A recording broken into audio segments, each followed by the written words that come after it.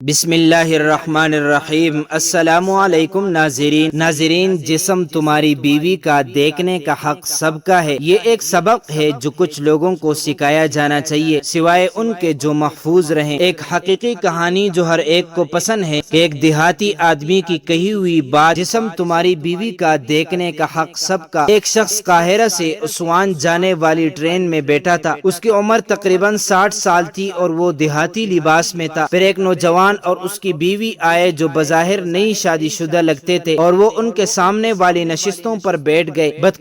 بدقسمتی سے بیوی نے ایک چھوٹا برمودا پینٹ اور بغیر آستین کی بلاؤز پہنی ہوئی تھی جس سے اس کے بازو اور سینہ ظاہر ہو رہے تھے۔ پھر اچانک شوہر نے دیکھا کہ دیہاتی آدمی جو وقار اور احترام کی علامت لیے ہوئے تھا، اپنے ہاتھ کی کونی کو اپنی ران پر ٹکا کر اپنی ٹوڈی کو مٹھی پر رکھے ہوئے عورت کو غور سے دیکھ رہا تھا جیسا کہ وہ اسے قریب سے دیکھ رہا ہوں۔ اچانک بیوی پریشان ہو گئی اور شوہر غصے میں آ گیا اور اس دیہاتی آدمی سے کہا، اپنی حد میں رہو، تم بڑے آدمی ہو، تمہیں شرم آنی چاہیے کہ تم کیا کر رہے ہو، اور برائے کرم اپنی نظریں میری بیوی سے ہٹاؤ۔ دیہاتی آدمی نے جواب دیا، میں تمہیں نہیں کہوں گا کہ تم اپنی حد میں رہو، اور نہ ہی تمہیں شرم آنی چاہیے کہ تم نے اپنی بیوی کو اس طرح لباس پہننے دی۔ تم آزاد ہو، چاہے تم اسے بغیر کپڑوں کے بیچ دو جب تک تمہیں کوئی مسئلہ نہ ہو، لیکن میں تم سے یہ کہوں گا کہ تم نے اسے اس طرح لباس پہنایا ہے کہ ہم اسے دیکھ سکیں اور ہم اسے دیکھ رہے ہیں، پھر تمہیں کیوں مسئلہ ہو رہا ہے؟ دیکھو بیٹے، جو تمہاری بیوی کا جسم ظاہر ہے اسے دیکھنے کا حق ہم سب کا ہے، اور جو چھپا ہوا ہے اسے دیکھنے کا حق صرف تمہارا ہے۔ اور اگر تمہیں مسئلہ ہو رہا ہے کہ میں قریب سے دیکھ رہا ہوں تو میں کیا کروں؟ میری نظر کمزور ہے اور میں صاف دیکھنا چاہتا تھا۔ یہ سن کر شوہر خاموش ہو گیا اور اس کے منہ سے کوئی لفظ نہ نکلا۔ اس کی بیوی کا چہرہ شرم سے سرخ ہو گیا، خاص طور پر جب ٹرین کے مسافروں نے دیہاتی آدمی دیے گئے سبق کی تعریف۔ شوہر کو کچھ نہ سوجا سوائے اس کے کہ وہ اپنی بیوی کو لے کر ٹرین کے ڈبے سے نکل جائے۔ اس کہانی میں ان لوگوں کے لیے عبرت ہے جو اپنی بیویوں کو تنگ اور رنگین عبایا پہناتے ہیں اور پھر شکایت کرتے ہیں کہ لوگ انہیں کیوں دیکھتے ہیں۔ بھول جاتے ہیں کہ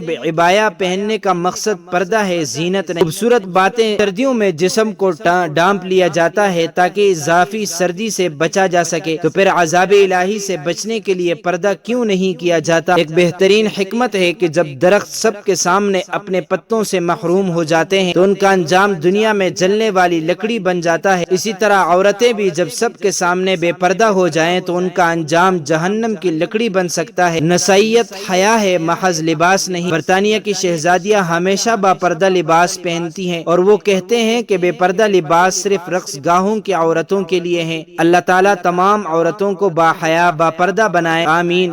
معزز ناظرین، امید کرتا ہوں آپ کو یہ ویڈیو اچھی لگی ہوگی۔ مزید معلومات کے لیے ہمارے چینل کو سبسکرائب کیجیے۔